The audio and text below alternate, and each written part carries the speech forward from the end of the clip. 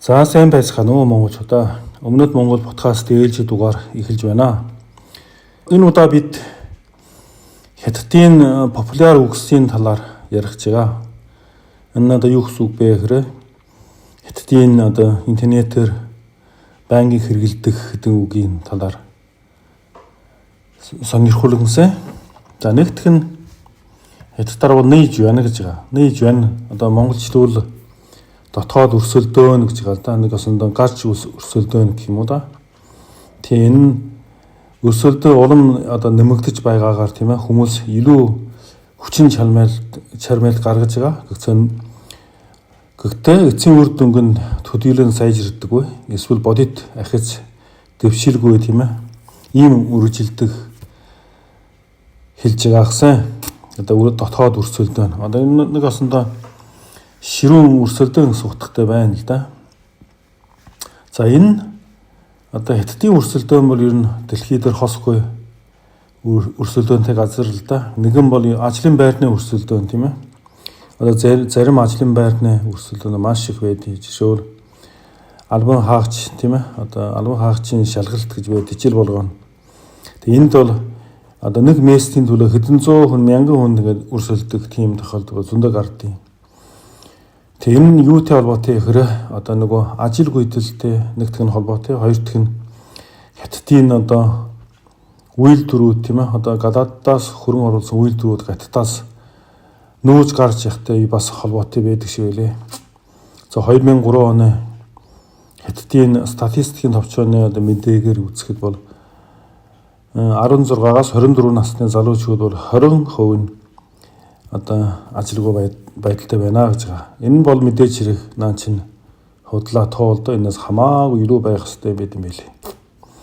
Тэг ер нь одоо Трамп дараах тийм ээ 2016 оноос гарснаас хойш Хятад Америк хоорондоо одоо худалдааны дайн хийснээс хойш одоо Хятад амьдарч одоо хөрөн оруулсан гадаадын үйлдвэрүүд бол эрчимтэй гадагшаа нүүж байгаа.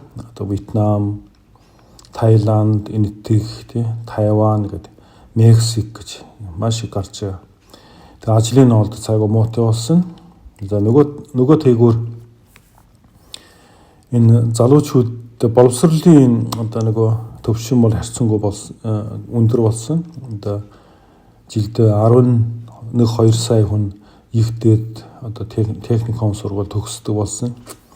Тэгээд ер нь үйлдвэрд очих тийм одоо хүүхдчид юу н олтгоо болж байгаа. Одоо үйлдвэр байсан ч үйлдвэрд очих тийм юм байхгүй. Ер нь гол хамгийн баталгаатай үзэж байгаа албан хаагчийн шалгалтанд маш их өрсөлдөөнтэй зарим бүр доктор одоо хот тогтчлтын одоо нөгөө байцаагснаар байдаг. Тим мастер өрсөлдөөд ордог жишээний зарим бага сургуультай докторууд ордог гэж. Ер нь тэгээд ажлын местний өрсөлдөөн бол маш их байдаг. Хоёр дахь нь бол мэдээж хэрэг боловсролын талаар. Боловсролын талаас бол ер нь Хятадын ялангуяа Күнзийн сурталтын одоо мөрддөг одоо Хятад, Солонгос, Тайван гэн мэт улсууд бол маш их тийм дотоод өрсөлдөөн байдаг. Тэгээ одоо конкурс гэдэг одоо хамгийн холбоогийн хамгийн чухал одоо хэмжүүр байсан. Ялангуяа бид нар одоо конкурс тэгэхэд одоо өнгөрсөн 180-аад онд бид нар конкурс хийсэн. Тэгэхэд Хятад улс чинь тухайн үед нэг тэрбум 100 сая хүнтэй байсан ч юм уу. Эсвэл нэг тэрбум хүн нарыг хурж исэн юм уу. Ер нь улс даяар 600 гаруй мянган хүүхдүүд их сургуульд шалгарч ордог байсан. Өвөр Монголын өөртөө засаг орон гэж ийм газарт бол ийм оронд одоо манай өвөр Монголд нэг 4,000 гаруй хүүхдүүд их дээд сургуульд ордог тийм баримт байсан. Би өөрөө нь орж исэн учраас энэ тоог сайн мэдж байгаа. Ерөөсөө нэг одоо өвөр Монгол тухайн үед 22 сая хүн амтай байсан баг. Тэгээ жилдээ нэг 4,000 хүүхдүүд их дээд сургуульд ордог. Тийм. Тэгээ манай аймгаас Хөлбөмбөр аймаг чинь яг тухайн үед 2 сая 200 гаруй мянган хүн амтай байсан. Тэгэхээр 400 хүүхэд ордог их дээд сургууль явдаг байсан байлээ. Тэгээ ер нь өрсөлдөөн бол маш их байдаг. Тэгээ сүүлийн үед бол хятадын одоо боловсролын одоо элсэлтэн тоо бол маш их болсон. Одоо жишээл жилдээ 10 сая хүүхдүүд их дээд сургуульд коллежид ордог болсон гэсэн тоо баримт байна лээ. Одоо түүний дотроос гэхдээ бас өрсөлдөөн бол одоо намдаагүй бас л одоо сайн гэгч нэртэй сургууль одоо жишээл 985 211 гэдэг ингээд хятадууд ярьдаг юм байлээ. 985 сургууль бол ер нь хятад даяар 39 сургууль байдаг. Одоо хамгийн шилдэг сайн сургууль тоонд орж байгаа жишээл одоо Бээжингийн их сургууль, Чинхуагийн их сургууль гэх мэт тийм ээ. 211 гэж энэ хятад улс даяар 116 сургууль байдаг.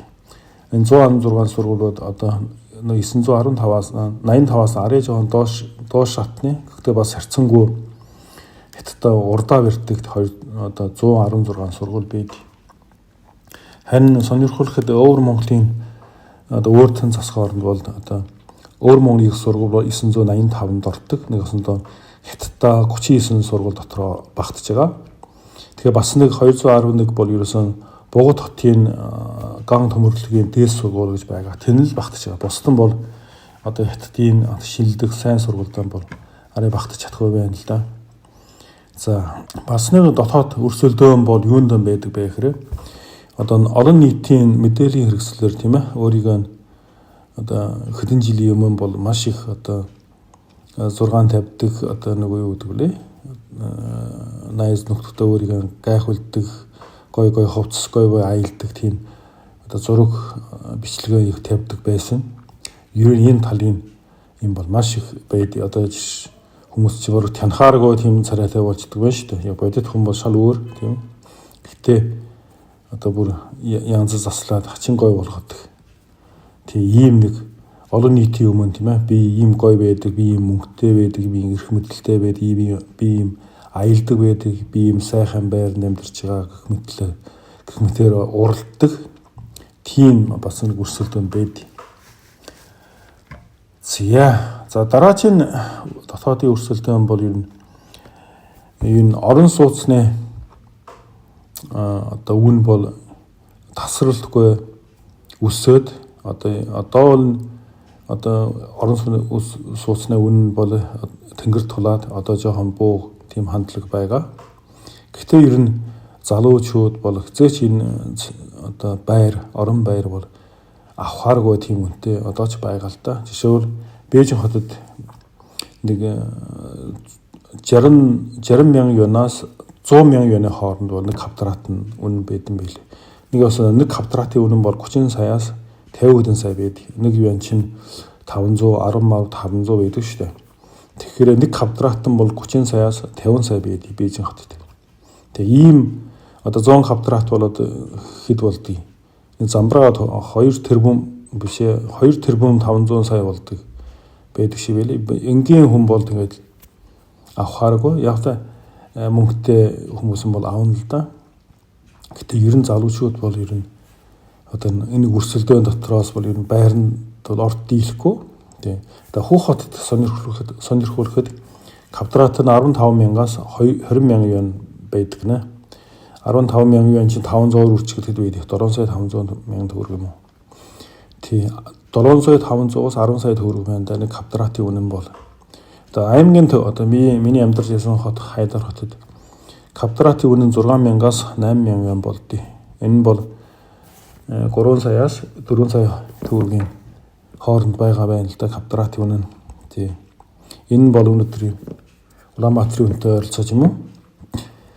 За тэгээ гэр бүл дотроо бас дотоодын өрсөлдөөн бол маш их байд. Энэ бол явтай эцэг эхчүүд бол хятадын амьдрал хүүхдүүдийнхээ амьдрал бол их хөндлөнгөөс оролцдог. Ер нь бол хятадын одоо гэр бүлийн онцлог юм да. Ер нь эсвэл орон дихны одоо Солонгос хятад эднэрийн онцлог юм уу? Ер нь монголчууд бол харьцангуй гайгүй. Монголчууд бол одоо хүүхдүүдийнхээ амьдралд бол хөндлөнгөөс нэг оролцдог гайгүй шиг байдаг шүү дээ. Мэдээж хэрэг зөвлөгөө өгөхтэй өгнө тийм.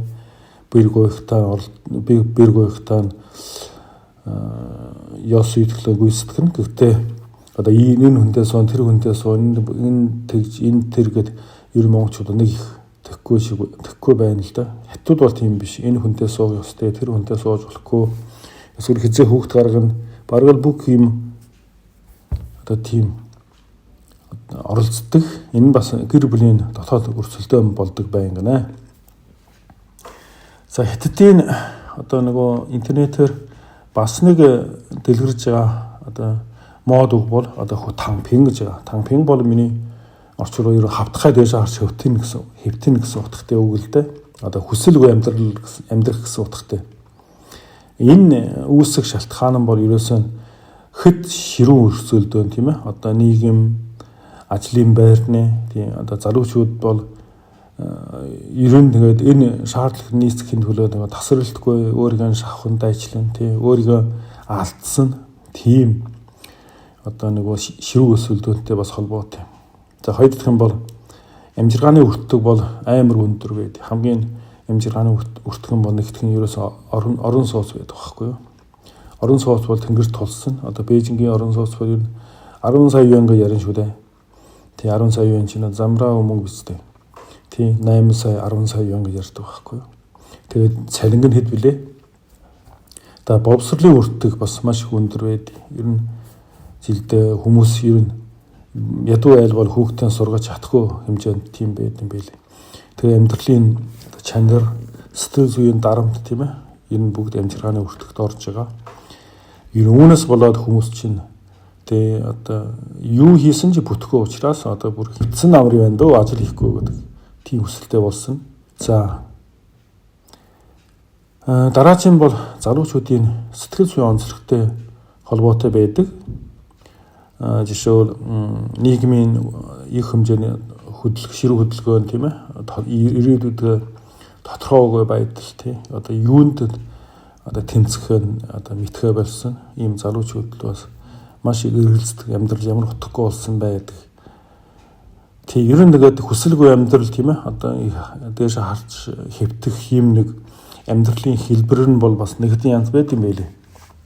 Нэгэн бол ерөөсөө ачаалтын ажиллахаа болсон. Одоо хятадын үйлдвэр компаниуд бол ер нь боолын одоо ажил шиг л хийдэг л да. Ер нь зөвлөө гэж ярьдаг. 9-6 ахсан. Тэр нь юу гэсэн үг вэ гэхээр өглөө 9 цаг, орой 9 цаг. Тэгээд 7 хоног 6 өдөр ажилладаг. Өглөө 9 цагаас орой 9 цаг 12 цаг ажиллана. Тэгээд 7 хоног 6 өдөр ажилладаг. Тэгэхэд бас зарим нь одоо бүтэн сая өдөр ба зарим нь ажилладаг. Тэгээ ийм үйлдвэр ажиллаж байгаа учраас хятадын бараа бол дэлхийд одоо ер нь ноёлж байгаа л да. Нэг осондоо ноёлж байсан тий. Одоо ноёлох юм нь одоо ер нь буурж байгаа л да. Тий. Одоо Европын одоо ажилчин одоо Монголын ажилчин ч одоо ер нь хизээч өдөрт 12 цаг ажиллахгүй шүү дээ. Ер нь 8 цаг ажил их юм шүү дээ. Тийм учраас хятадын бараа бол одоо хамаагүй хамтран байдий. Тэгээд экологийн өртөг гэж байхгүй, хүнээ эрхийн өртөг гэж байхгүй. Тийм болохоор хятадын бараа бол дэлхийд дийлж ясан. Тийм. За хоёр дахь нь яг амраар тийм ээ дөхөмөр амьдрах одоо тийм шоуизэн шан вонсон тийм нэг шоу бяцхан интернет гэсэн тийм нэг юм байсан. Энэ талаар би сонирхоод бас үзсэн байлээ. Тэр хүн сүүлийн үед бас энэ чинь бас яг юм хүсэлгүй амьдрахын нэг төлөөлөл байсан. Энэ өөрийн нүрэн гаргадаггүй. Ерөөсөн жижигхэн тийм нөгөө хамтхан газар сарын 450 юанэ төрөөсөөр амьдардаг. Тэгээд 7 хоног ганц өдөр юм уу 2 өдөр юм уу тэгээд цагийн ажил хийгээ тэгээд гэртээ хөвтөөд эсвэл интернет баар гэдэг үстэй тий интернет баарнд ороод нөгөө тоглоом тоглодог одоо нөгөө буудал цамлцсан юу гэдэг мэдгүй тийм тоглоом тоглодог тэгээд өдөрт ганц удаа хоол иддэг ер нь тэр нөгөө тэрнээ блок тэрний бичлэгийг харахад нэг өдөрт нэг 20 янаас ихгүй хоол хүнс ганц удаа хоол иддэг. Тэгээд ястай унтхий бол сайн сайн унтна, тэгээ сайн тоглоно, ганц удаа хоол идэнэ. Тэгээд 7 хоног ганц өдөр юм уу ажил хийгээд эсвэл нэг 2 өдөр ч юм уу цагийн ажил хийгээд тэгээд өөрийгөө болгодог. Тэр амьдралаа интернетээр харуулад маш олон дагагчтай, сая гаруй дагагчтай болсон байсан. Энэ бол нүрээ харуулахгүй зөвхөн би ийм хоол идэж гэн, ийм ууж гэн, эсвэл ийм уус ууж гэн гэдэг гэртээ хоол хийхгүй тийм хүн байд. Тэгэл ямар ч хүсэл тэмүүлэлгүй нэг асандаа. Гэтэ сүүлийн үед чинь 9 сард интернетийн цэвэрлэгээ хийгээд энэ нөхдүүдийн одоо нөгөө имий бүгдийг хаасан байлээ. Тийм яг бол одоо хүмүүст буруу жишээ үзүүлж байгаа гэдэг утгаараа. Тийм. За дараагийн одоо нэг хүсэлгүй амьдрахын тампингийн бас нэг хэлбэр бол тийм ээ. Ерөөсөн гэрлэхгүй хүүхд авахгүй. Тийм. Гэрлэхгүй шалтгаан нь нэгтгэх нь одоо нөгөө маш олон одоо залуучуудын бол тийм гэрлэх тийм одоо юу гэдэг эмэгтэй хүн ч олдохгүй нэгтгэх нь. Хоёр дахь нь бол тэр үртгэхийн даахгүй. Ерөөсөн маш гэрлийн төлөө хятадын залуучууд бол юу бэлдэх ёстой бэ гэхээр байр бэлдэх ёстой. Одоо 3 өрөө байр ч юм уу тийм ээ. 4 өрөө байр ч юм уу бэлдэх ёстой. Машин бэлдэх ёстой. Тэгээд суйт бүсгүйдээ бас нөгөө одоо суйт бүсгүйн тийм юу гэдэг одоо охин гоёход бол мөнгө өгөх ёстой.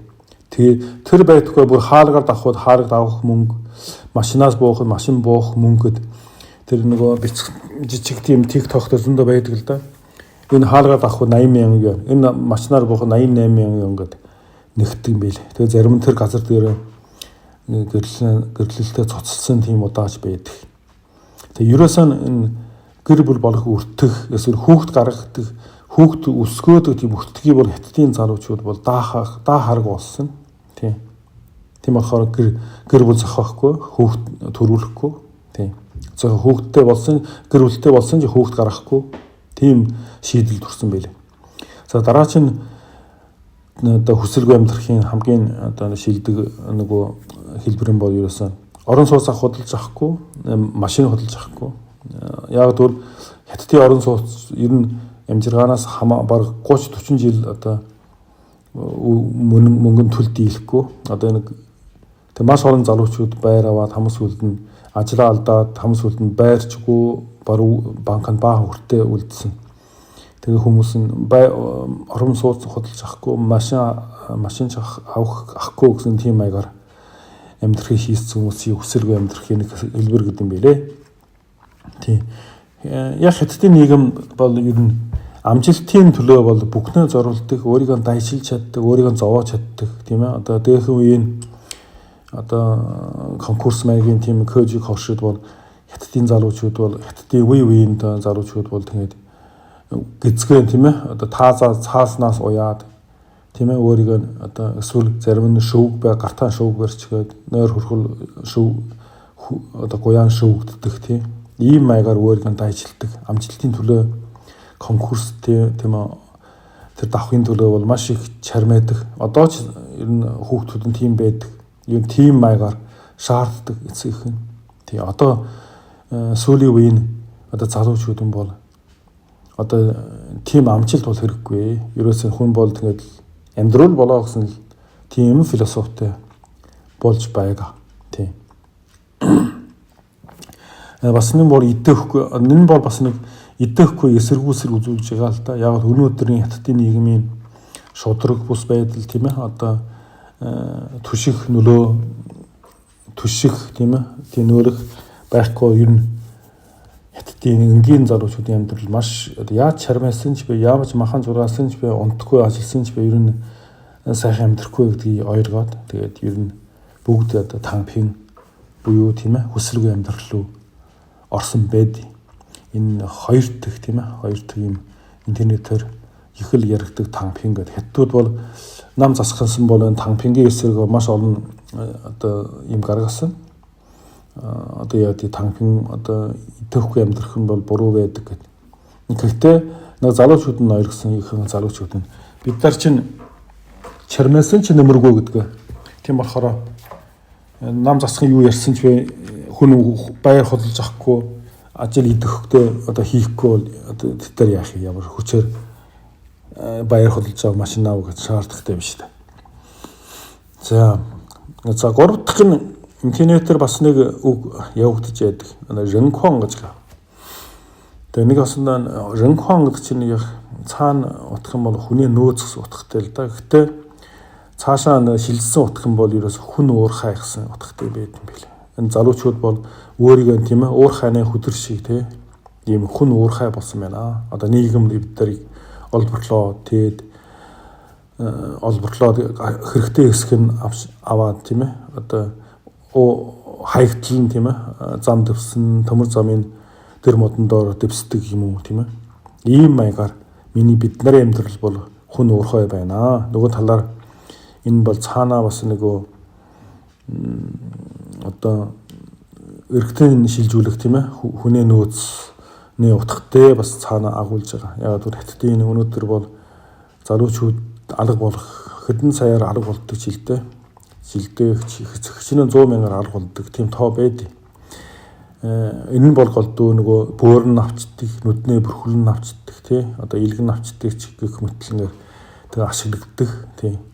Тийм болохоор бид нар ч хүн уурхай байна гэдэг өөрийгөө тэгэж жожилж ярьдаг тий. За тэгээд хүн уурхай боллоо. Тэгээ нөхдүүд бол одоо рүн швэ гэдэг тийм нэг үг гарч ирсэн. Рүн гэдэг чинь одоо нэг асандаа англиар run гэсэн явн зогтно гэсэн утгатай. Тэгээд рүн швэ бол ерөөсөн цагаачилж гарах гэсэн утгатай байна л да. Рүн швэ бол маш их дэлгэрсэн. Тэгээ баяр нь өндөр одоо бараан таварын өндөр бараа таварын үн өртгөн өндөр болсон ажлын олдоц тий хүүхдүүдийн боловсролын дарамт бас нөгөө экологийн одоо суурил хүнсний асуудлаас болоод тийм ээ ер нь нэг бүлэг залуучууд бол гадагшаа цагаачилж байгаа. Цагаачлаг мэдээж хамгийн эхний сонголт бол Америк, Канада, Австрали, Шинзеланд гэдэг шүү дээ. Тэгээд зүүн өмнөд Аз, Европ, Япон, Солонгос гэх мэт тийм ер нь хаа сайгүй хятадын арай боломжийн амьдралтай дунд насны залуучууд эсвэл залуу үеийн бол сурах замаар гадагшаа цагаачлаад тэнд үлдэж хорогдож байгаа. Тийм. Энэ бол ерөөсөн түрүү ярьсан шиг тийм баяр одоо Бээжин, Шанхай одоо эдгээр баяр бол ер нь дэлхийд хамгийн үнэтэй баяр гэж хэлнэ шүү дээ. Бээжингийн баяр чинь зөвхөн апартмент чинь одоо 1 сая гаруй доллар байдаг шээ. Тийм. Ер нь энэ чинь бараг Америкт бол хаус авна шүү дээ. Тийм. Одоо ялангуяа Бээжин, Шанхай баяр бүр үнэтэй байд. Тийм. За боловсролын бас өрсөлдөөн байна. Түрүү ярьсан тийм одоо нөгөө одоо 980-д 211 ороход бас л жилдээ 10 хэдэн сая хүүхдийг дээд сургууль орж байгаа боловч бас нөгөө тийм сайн гэдэг сургуультай оруулах гэвэл бас л маш их хүүхдүүдийн зовоон тарчлаа тийм маш их аав ээж багш тийм ээ одоо нэг үгүй багш гэртээ багш авч өгөн тийм маш их мөнгө зардаг тийм тэгээд ажлын дарамт бол 996 тийм ээ өглөө 9-9 өдөр 6 хоног энэ бол ерөөсөө хятадын ямар ч компани ямар ч одоо үйлдвэрлэлд ороход ийм байт юм байлээ тийм харин одоо гадаад бол хятадаас гадна 996 маягийн ажиллаж байгаа орн бол нэг их байхгүй дөө ер нь тийм бас нийгмийн шудраг бус байдал тий ширүү өрсөлдөөн энэ бол тий одоо хүмүүсийн бас гадааш цагаачлах тийм ээ одоо рүн швэ дэлгэрэх нөхцөл болж байгаа тийм. За энэ рүн гэдэг үг цаана бол бас нөгөө юу агуулж байгаах нь нууцлаг байдалтай одоо одоо өөрийг гайхуулахгүй нууцлаг байдалтай байна. Хоёр дахь нь бол хүний анхааралд орохгүй гэсэн тийм утга бас агуулж байгаа. Ер нь нууцаар хүний анхааралд өртөхгүйгээр тийм ээ гарддаг тийм. Энийг бол рүн швэ гэж хэлж байгаа. За тав дахь нь сүүлдээ бас нэг За уушин гэж одоо хууль бусаар хил давах энэ бол их дэлгэрсэн. Одоо хууль бусаар их давах чинь ялангуяа Америк руу маш их хууль бусаар хил давдаг байсан. Бүрэн бүтэн одоо шугам дунд нь үйлчилдэг дэлгүүр вэ чатаар хоол авдаг тийм дэм буудал дэлгүүр хүртэл байгуулсан байсан. Тийм 2023 оны Мексик хил дээр бол зөвхөн 23 онд бол 37 мянган хятадын иргэний бол саатуулсан байдаг. Тийм. Одоо Трамп гарснаас хойш энийг бол таслан зогсоосон. Гэхдээ энэ цуваа бол бүрэмсэн тасраагүй. Яг бол одоо нөгөө мөнгөө нэг бүлэг хүмүүс байдаг шүү дээ. Арай зоригтой тийм хүмүүс нь бол бас энэ хууль бусын замаар явах. Одоо Америкийн одоо зам нь жоохон сааттай учраас одоо ер нь Европ руу бас гардаг болсон. Ялангуяа хятадын паспорт тийм ээ, серб тийм ээ нөгөө визгүй учраас серб нисэж ирээ. Тэгээд сербс хорват руу орчтой. Хорватаас Словен цаашаа Итали ороод Европт ирдэг. Ийм нэг хууль бусын зам бол бас их дэлгэрч байгаа. Энэ талаар одоо WeChat дээр эсвэл нөгөө хүн шүү гэж ярьд. Энэ дээр бол энэ талаар маш их бичлэгүүд байдсан билээ. Тийм. За энэ хууль бусаар энэ нөгөө одоо жин гэж ярьж байгаа шүү дээ. Одоо нөгөө жин шин цагаачлыг ийм нөгөө хүсэлгүй амьдрах тамхинтай бол энэ харьцангуй бас нөгөө ийм байна. Одоо нэг гадаад руу зүхтэх маягаар тийм ээ өөрийгөө хөв цагаа өөрчлөх гэсэн ийм амьдралын хэлбэр байна. Тамхин тийм ээ хүсэлгүй амьдрах бол хавтгай хөвтөх юм бол ерөөсөн гэртээ нутгатаа тийм ээ тэгээд тэмцэхэ болчих нь тий ерөөсөө хөвддөг ийм л онцлогтой байд юм байлээ. Тэгээд нэг хэсэг нь одоо тэгээд хөвдөд дийлэхгүй, яв дийлэхгүй, өрсөлдөөнд бас дийлэхгүй хүмүүс нэг бүлэг хүмүүс нь бол амиа хорлдог, зэн шаагж байгаа амиа хорлдог гэж байгаа. Энэ нь бол хоёр бүлэг хүмүүс маш их төвөгөн байд. Нэгдүг нь одоо хятадын хөдөөгийн одоо хөгчүүд ялангуяа 70-аас дээш насны хөгчүүд бол ямаа хорлдог нь мэддэх үс нэмэгдсэн байд. Тий. Одоо хятадууд чинь нөгөө ямаа хорлохтой хүртэл сонирм байдаг шүү дээ. Одоо химийн бордоо уудаг одоо нөгөө тий одоо тараачин чинь нөгөө химийн бордоогоо уучдаг. Тий энэ хамгийн олдос сайтай. Зарим өөрийгөө боомлж алдаг. Зарим нь одоо гол руу өсөрч хараачдаг. Тий тэгээд яагаад бол нэг бүлэг нь одоо өвчин туссан байна. Өвчин тусахаараа хятадын тараачийн ангичин ер нь бараг төрөг гэх юм байхгүй шүү дээ. Сартаа нэг 150 180 юан авдсан байлээ. Тэр нь одоо нэг бараг л үзлэгийн мөнгөнд ч хүрэхгүй. Тийм үзлэгийн мөнгө чинь одоо сайн эмнэлгийн одоо нөгөө мэрэгчлэлтийн гэдэг нэртэй тийм хүмүүс эмч наран бол нэг удаа үзэхэд 100 юан авдээ. Тэр 180 юан хүний ялах уу? Тэгээ нэг өдөр одоо эмнэлэгт хэвтээ янз эмчилгээ хийх нь 2000 3000 явцдаг байл. Тэгээ энэ хүмүүс нь тий өвчин тусаад хүүхдүүдтэй одоо дараас болохгүй гэдэг ямаа хорлдог юм маш их гарч байгаа. Энэ талаар манай Монгол улсын хөгчүүд бол их жаргалтай байна оо. Тий яг бол бүгдээрээ эрүүл мэндийн даатгалд хамаарсан байдаг тий.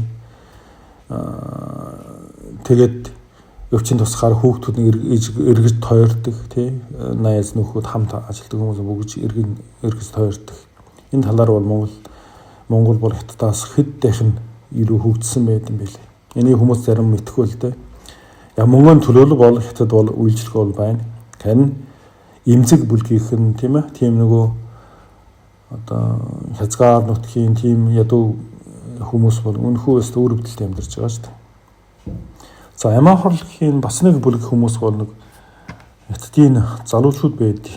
Ялангуяа энэ жил мэдэгдэх юм баг нодын бол маш олон залуучууд одоо бүлэглээд л ямаа хорлдог байсан. Сайн жанжаажи ихтэл ямар үзэлсэндээ газар очиод хоорондоо тохиролцоод тэгээд хамт хор ууж одоо хаднаас хараадаг ч юм уу.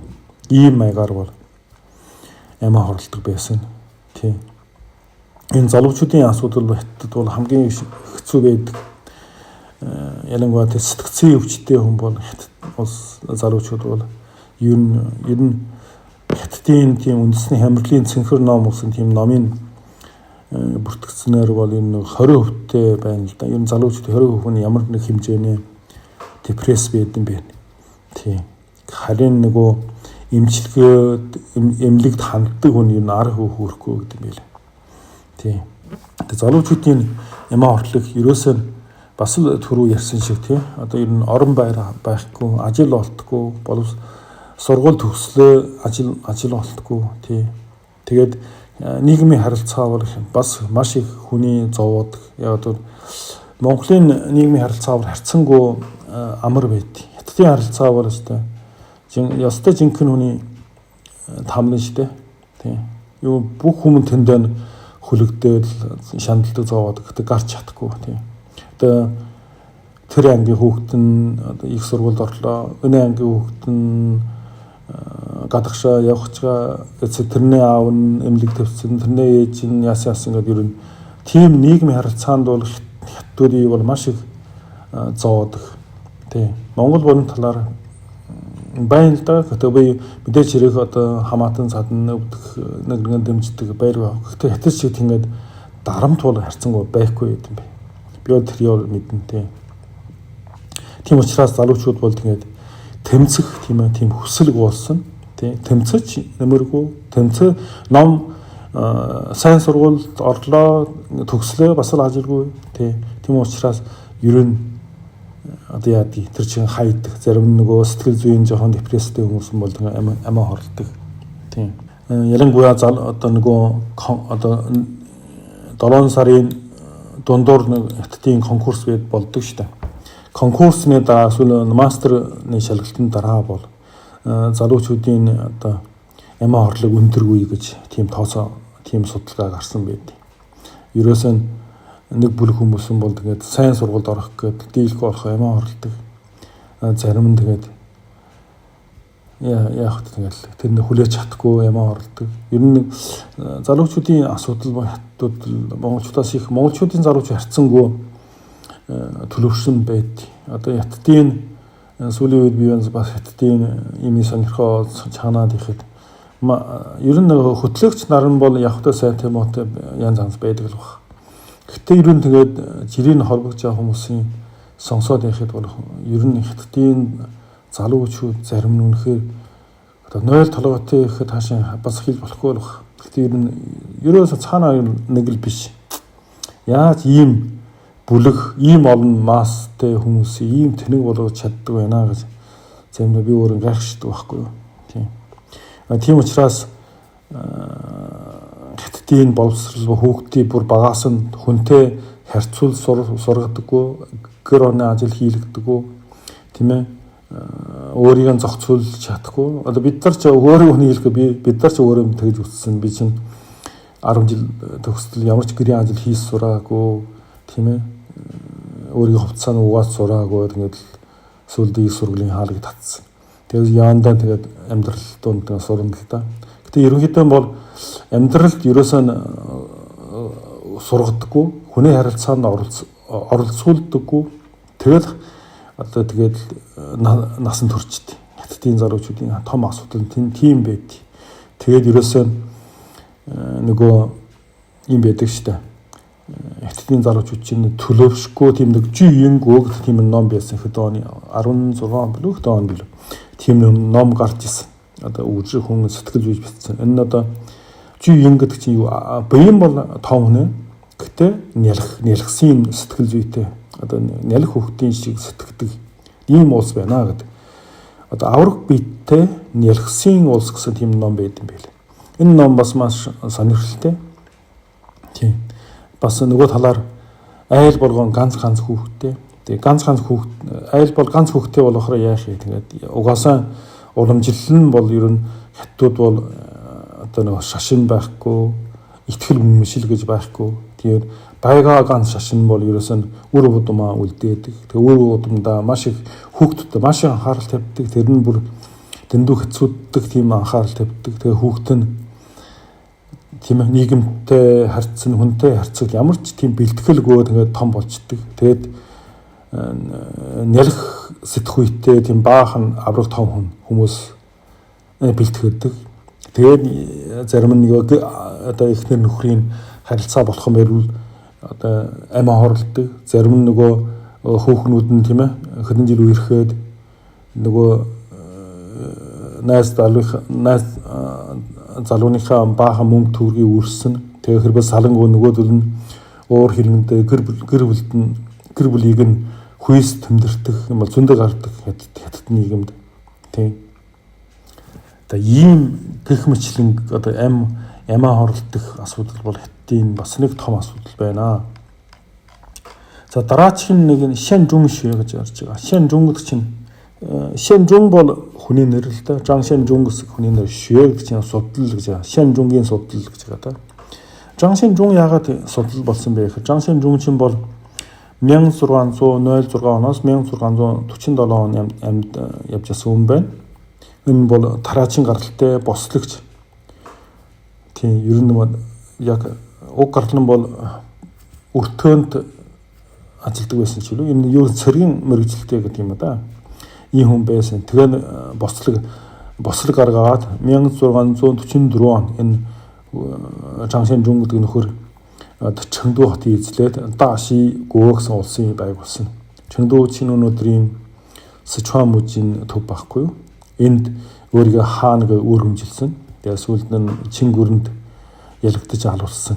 Энэ хүн бол Чэнгду хотын тухайн үед 3 сая хүнтэй гэсэн байлээ. Тэгээд бараг ихэнх нь алаад зарим одоо тэмдэглэлээр бол ихэнх нь бол цэргийн хүнс болгосон гэдэг. Тэгээд Жан Шэнжун гэдэг. Тэгэхээр Жан Шэнжунгийн судал хятад улс бол одоо бол гарсан байна л да. Тэгээд энэ бол юугаар илэрч байгаа гэхээр ер нь хүний тийм ээ үл ял хүртлэн тийм нэг дайрч алах тийм нэг мод бол ярангуй 2024 онд маш их гарсан. Одоо өнөө жил бол нэг энэ сонсхон гайг 24 онд бол маш их гарсан байт юм байлээ. Тийм.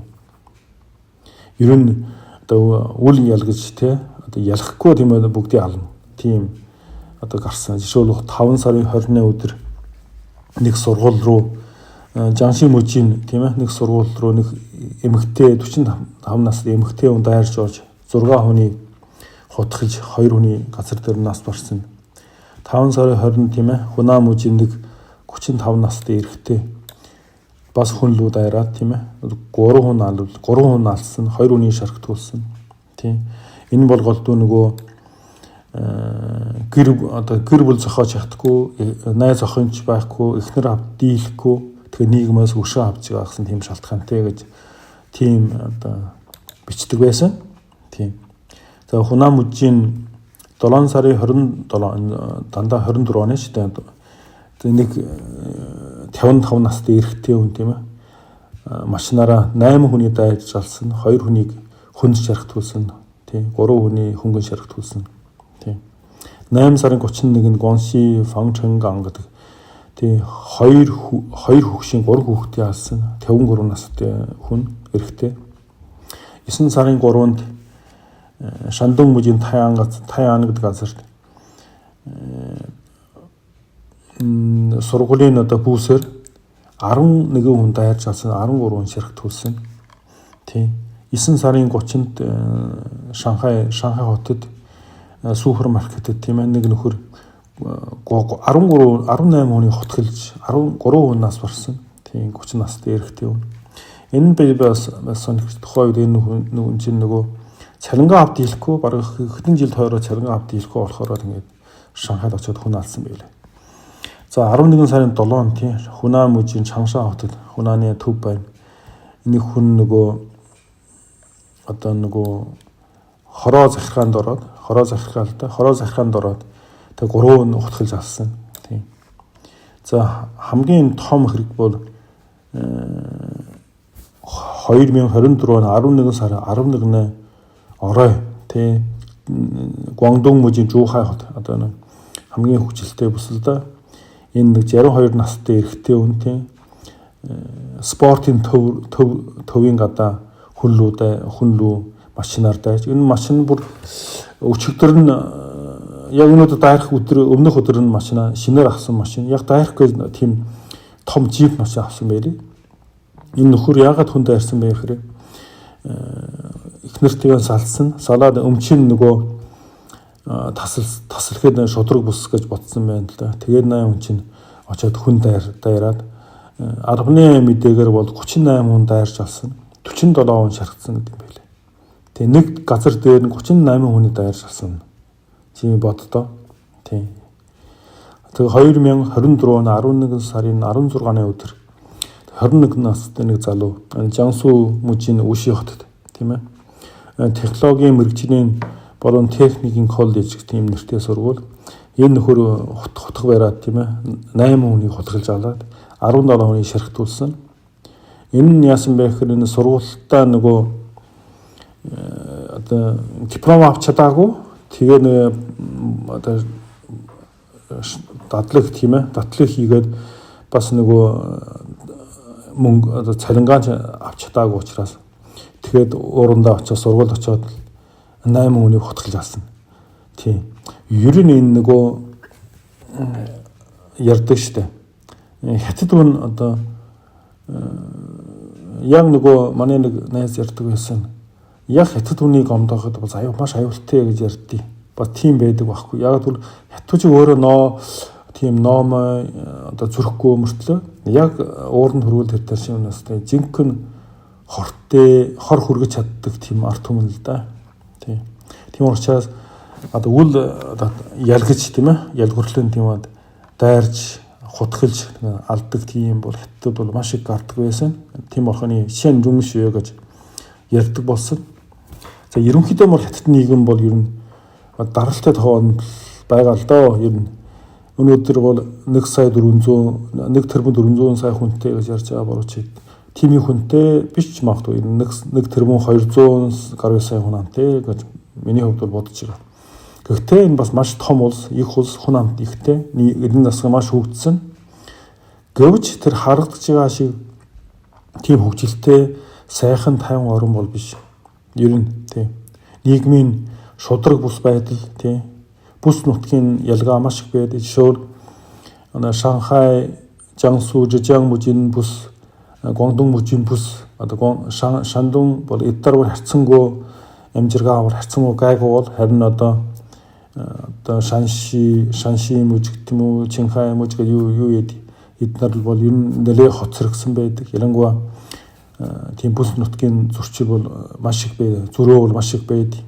Хот хөдөөгийн ялгаа чинь Монголч хөдөө байна л да. Гэхдээ Монголын хөдөөний амьдрал бол малчин бол энэ нь ядрахгүй амьдарч байгаа шүү дээ. Яг хөтэ нөгөө мал төлөх тий үедээ бол жоохон ядрнаас зуттай жил бол жоохон зүтгэрэн л да мэдээж. Ер нь тэгээд хөдөөнийхэн бол хотын иргэдээс илүү сайхан амьдарч байгаа тий. Хань хаттын хөдөө бол тийм биш. Маш хэцүү. Ер нь тэгээд сон хаягдсан хаттын одоо би тэр тоо баримтыг мартсан байна. Хятад бол өдөрт хэдэн хичнээн тосох нь алга болж байгаа юм. Ер нь хөдөөнөөс тийм хүмүүс бүгд дайжаад хот руу шилжиж байгаа. Тэгээд жишээл миний амьдарч ясан Хөлбөмбөр аймаг бид 84 он конкурс байхад бол за нэг 2 сая 200 гаруй хүн амтай бол өнөөдөр бас 2 сая 200 мянган хүн амтай. Тийм. Тэгэхэд Монгол улс бол хажууд нь тухайн үед чүчүү 2 сая гарч ясан бол өнөөдөр тийм 3 сая 600 мянга болсон байна. Харин ч бас хангалттай өсөөгүй. Яг бол нөгөө 90 оноос хойш янзын хамтлаас болоо хүмүүс хүүхд гарах хамаагүй багассан. Гэхдээ энэ хоорондын сая бараг 5 сая 500 мянган хүн амнаа өссөн бол манай аймаг бол 2 сая 200-оос яг хэвээрээ. Тийм. За түүнээс гадна одоо дарга цэргийн тийм зөрчил бол хятад улс шиг одоо байхгүй. Өмнө дөр нь бол цэргүүд одоо бүгдээрээ даргаас айж байгаа л да. Зингийн иргэд бол дарга ноёдоос айж байгаа. Гэхдээ цаана зөрчлөө маш их байдаг. Тийм. Энэ нь одоо юутэй энэ олон зөрчил одоо ийм даралтай тоо шиг ийм газар одоо юунтай холбоотой байдаг вэ гэхээр нэгдэх юм бол энэ уламжлал соёлтой ч холбоотой байдаг юм байл. Энэ хятадын нийгэм ер нь хэдэн мянган жил ингэж л ирсэн. Тий. Одоо яг дэлгэрэх цаг нь бараг дөхөөд байна гэдэг. Хоёр дахь нь бол тэр боловсролын одоо тогоон бол ер нь буруу хүмүүсээ чанж болгож байгаа л да. Яг буруу хүмүүсээ хүмүүжиж байгаа. Ер нь хүмүүсийн эрүүл ухаантай, саруул ухаантай хүмүүсийн одоо хүмүүжилж чадахгүй байна тий. Бас тийм байна. Тэгээ мэдээж хэрэг хамгийн том асуудал нь бол улс төрийн тогтолцоо байна л да. Улс төрийн тогтолцоо мэдээж нөгөө талаа бас л өөрийн үндсэн соёлтой л хамаатай байхгүй юу. Яг л хятадын одоо иргэд бол тий одоо ийм коммунист намыг л сонгодог. Ийм л одоо өөрийн одоо юу гэдэг хүсдэг. Одоо сайн дарах хүсдэг. Тогтолцоо биш, сайн дарах хүсдэг. Ийм л нийгэм байдаг. Тий. Тэгэхээр энэ хятадын асуудал бол ер нь тэгээд юу болох нь тий цаашдаа юу болох энэ бол маш сонин асуулт байхгүй юу. Тэгээ бид нар үргэлж анхаарлаа тавьж ажиглаж байгаа. Тий. За энэ өдрийн сэдвээс дуусгая. Анхаарал тавьсан баярлалаа.